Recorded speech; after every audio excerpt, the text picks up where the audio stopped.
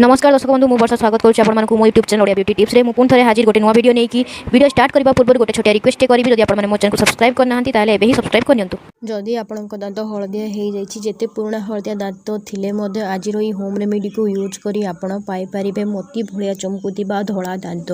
पुराणु पुराणा कला दाग आपणक दांतर हटिଯିव और आपणक दांत सुंदर और धला देखा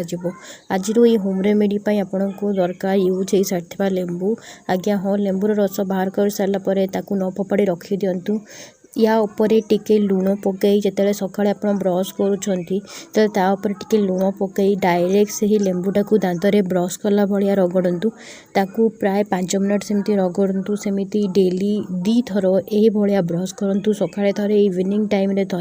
2 थर आपड़ जदि ये रेमेडी को 15 दिन फॉलो करेंगे ताले आपणक दांतरू पुराणु पुराणा दाग पड़े आपणक दांत हो पूरा धला एवं सुंदर देखा। आज वीडियो एतिकी जदि आपण मानकु वीडियोटी भल लगी थाए ताले वीडियोटी को लाइक करनियंतु आपण परिवार सहित मध्य वीडियोटी को शेयर कर दियंतु। जदि आपण माने मो चैनल को सब्सक्राइब करना ताले तले थिबा रेड कलर बटन रे प्रेस करी सब्सक्राइब करनियंतु आ पाखरे थिबा घंटाटी को मध्य प्रेस करनियंतु। पुणी थरे देखा हबो नुआ वीडियो रे सेते बेले जाए जय जगन्नाथ भलरे रुहंतु।